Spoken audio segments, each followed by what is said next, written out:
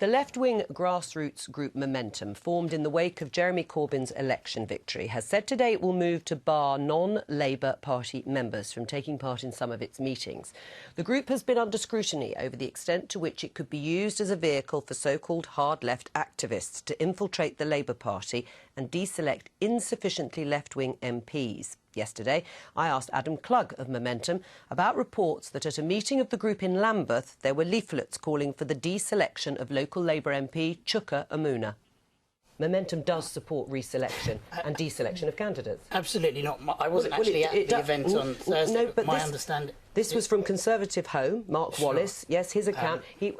Yes, he's a Conservative, and it was there very clearly. Do you deny that those leaflets were being handed out? I wasn't at the event on Thursday, but my understanding from speaking to people who were is that it was an event hosted by Momentum, Lambeth, and so some Socialist Party people turned up. They were not invited. Momentum's goal is for Labour to win the election in 2020 and to build the Labour Party and to engage with the grassroots. So if a small section of people came in, which I believe did happen, from my understanding... But they were handing leaflets at the door. I mean, are you saying it was hijacked by these people? That is my understanding of what happened. So do you condemn that? Would you condemn those leaflets and what they're saying about entryism into the Labour Party? It's not the place for non-Labour Party members to be campaigning on the selection or deselection of candidates.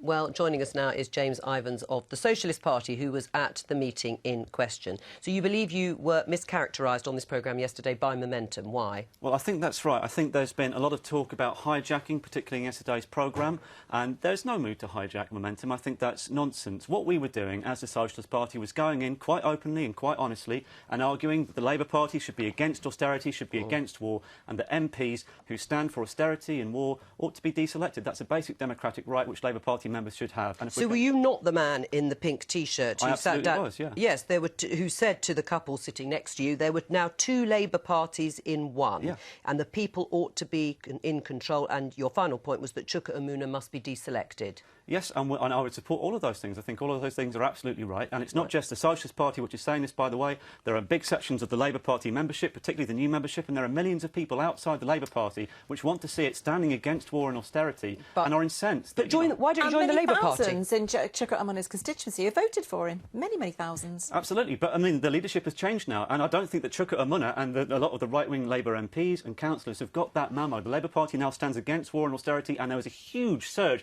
a big social movement in support of Jeremy Corbyn on those demands. Right, but why don't you join the Labour Party? Well, we would like to. The Socialist Party is absolutely ready to join the Labour Party. We were excluded, actually, in fact, at the beginning of the 90s by the Kinnock-Blair leadership. Right. But, you know, we are currently not allowed to join. No, and you're not going to be allowed to join now because you've seen Momentum has said they're not actually going to let you go to their meetings. And I think that's a real shame. In our view, that is a mistake. I mean, we would like to defend Momentum. We are there to defend Momentum and defend Jeremy Corbyn's anti-austerity leadership. But you're not members of the Labour Party. Hang on a second, Jake. Hang on, Jake. Because you talk about this Red Scare being very unfair in this witch hunt, but, you can't be surprised that the majority of Labour MPs who did not support Jeremy Corbyn are concerned that people who are not members of the Labour Party are, as you've just admitted, trying to change policy and trying to get them deselected.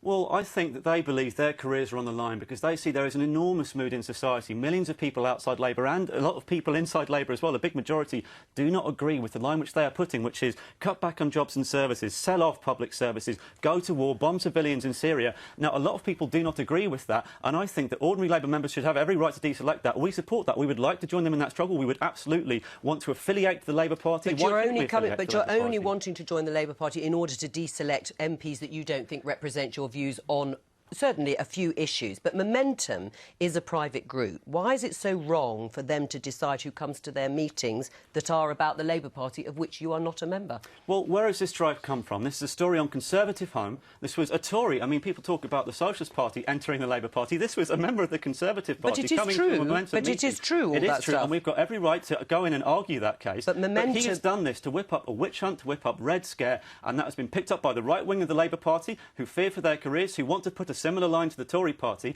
and unfortunately it seems that the leadership of Momentum is now under enormous pressure, making some concessions to that. Well, how are we going to beat the people who stand against what Jeremy Corbyn stands for, want to move against his leadership? It's by standing firm. But if the majority of people feel like you've just articulated, then Labour would have won the last election. Because But on Labour most did of not the points stand that on you've that. Let Nadine mentioned, have a other word. than the Syrian vote, people had a chance to go out and choose Labour or not.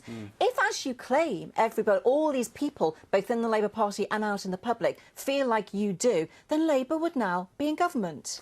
But at the last election, Labour Party was not standing on an anti-austerity platform, it was standing on a pro-austerity platform. When we talk about two Labour parties in one, there is the new Labour Party, if you like, the Blair Project, which stands for what the Tory party stands for. And do you think you have the cutting back and numbers, as privatising. Nadine said, do you think you would have the numbers to actually win a general election? And do you think I you think have the absolutely we right would. to You will. say to 50,000, 80,000 people who voted for these Labour MPs in their constituency that their vote was invalid at the last general election because you say so? Right, I'm going to have to break it there. I'm so sorry, but James, thank you very much, because we've just got time before we go to find out the answer to our quiz.